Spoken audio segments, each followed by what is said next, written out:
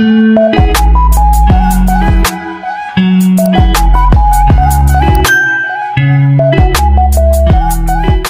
guys, magandang tanghali po sa inyong lahat. Panibagong araw at buhay na naman. Kaya for today's video po natin ay muli na naman tayo nandito sa ating ibunan para makipagkwentuhan po sa inyo.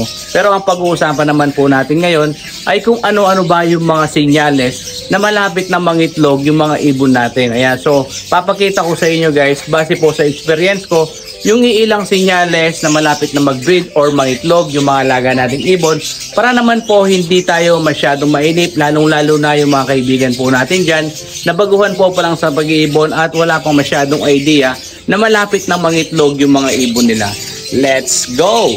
So papasok na tayo dito sa loob ng ating koloniyan guys. Nasa likuran ko na naman yung mga alaga nating ibon. Meron po kasi akong ibon dito na malapit na mag-breed at nakikitaan ko na ng mga signage na malapit na nga mangitlog. So gusto ko lang i-share sa inyo para kahit papano ay magkaroon naman po ng idea, lalong-lalo na po yung mga kaibigan po natin dyan na baguhan po pa lang sa pag-iibon at wala pang masyadong idea kung malapit na po bang mangitlog yung mga ibon nila at hindi sila masyadong mainit. So papakita ko sa inyo guys yung mga ilang breeder natin dito na malapit na mag-breed at kung ano ba yung mga signage na nakikita natin sa kanila.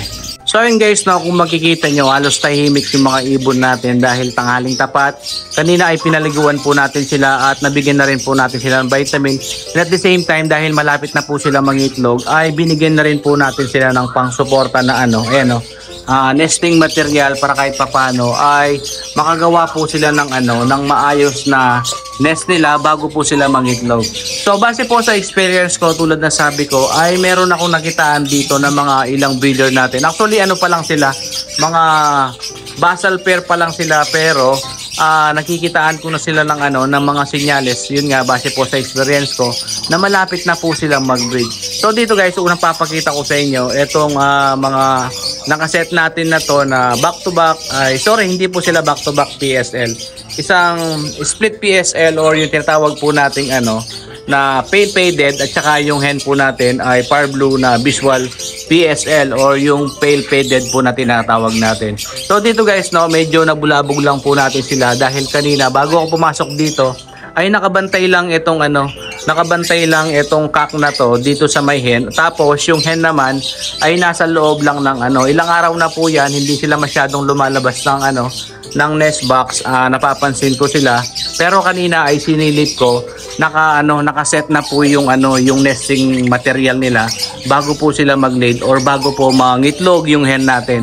So ito yung mga ilang senyales guys na malapit na pong mangitlog yung mga ibon natin. So ito papakita ko sa inyo. Bubuksan lang natin itong yung nest box nila. And guys, kung makikita nyo, yung nest nila is nakaposisyon na po siya.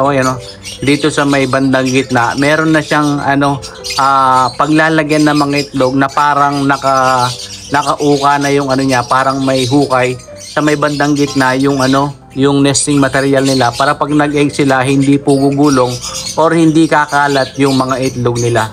At the same time, nakita ko rin senyales sa kanila ay madalas po silang nag-ahakot ng mga nesting material or itong malunggay branch na linagay natin.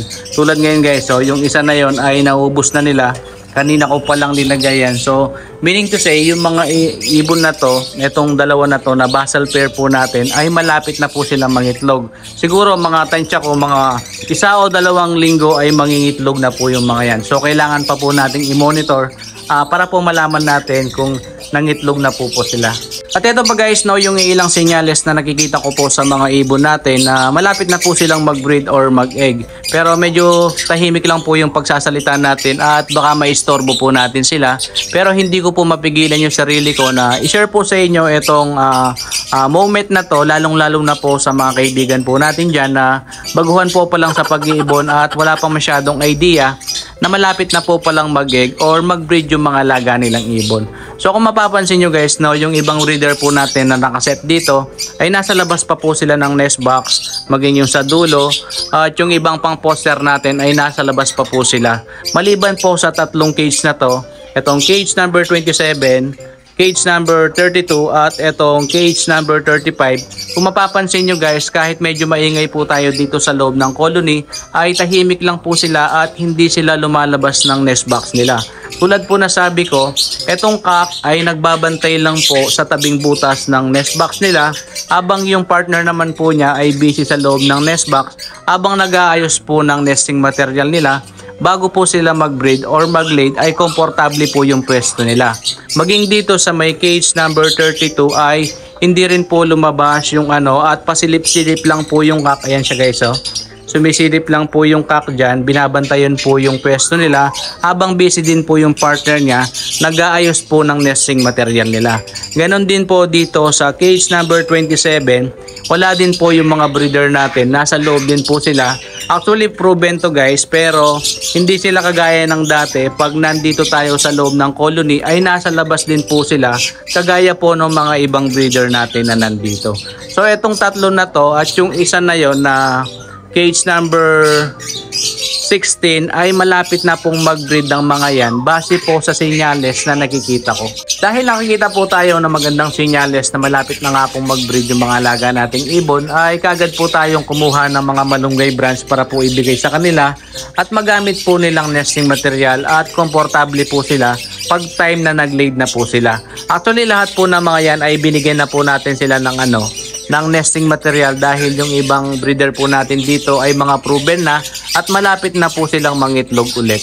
At kung may tatanong nyo naman guys, kung ano po yung ginagawa natin pag mga ganitong status na yung mga breeder natin, actually wala naman pong pagbabago. Yun nga lang, medyo tahimik ako, lalong-lalo na pag nagbe-breed sila, lalong-lalo na po pag basal yung mga pair natin. Pero pagdating po sa pagkain ay parehas pa rin. 3 beses isang linggo naggugulay sila, tapos 2 beses isang linggo nagpupure Orlox po sila. Hindi lang po yung mga breeder po natin, maging yung mga pang poster po natin ay pare-parehas lang po yung kinakain ng mga yan. Maliban na lang po pag nag-laid na sila ay mag-a-add po tayo ng mga sunflower, safflower at saka ng mga outgrowth para po sa mga inakay nila. At ito pa guys, yung magandang senyales na pair na po yung ibon nyo at malapit na rin po silang mag-breed. Kung makikita nyo guys, ayan on the spot, nagsusubuan na po yung 2 personata natin na pang poster. Actually, basal pair po yan, nakita po natin sa flights na banded na po sila. Pero sa nakikita po natin ngayon ay pair na po sila. At kung mapapansin nyo, yung cock yung sa may bandang dulo, tignan nyo po yung yung behavior ng isang cock. Malikot po yung ulo niya, tapos yung hen naman, siya yung nag-iilalim, siya yung nagpapasubo dun sa pair niya. Ayan siya guys, makikita mo yung cock, malikot po yung ulo niya, yung pinaka-behavior nila. Ayan So meaning to say, pair na po talaga yan at malapit na rin po silang mag-breed sa nakikita po nating sinyalis sa kanila.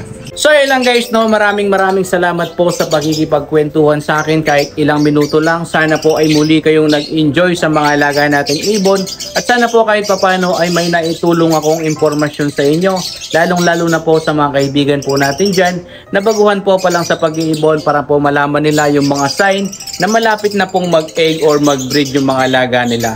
At para naman po sa mga viewers natin dyan na baguhan po pa lang sa ating channel, ako po ay patuloy na humihingi na suporta sa inyo. Please subscribe guys and click the bell button para updated po sila lagi sa mga susunod nating video. Goodbye!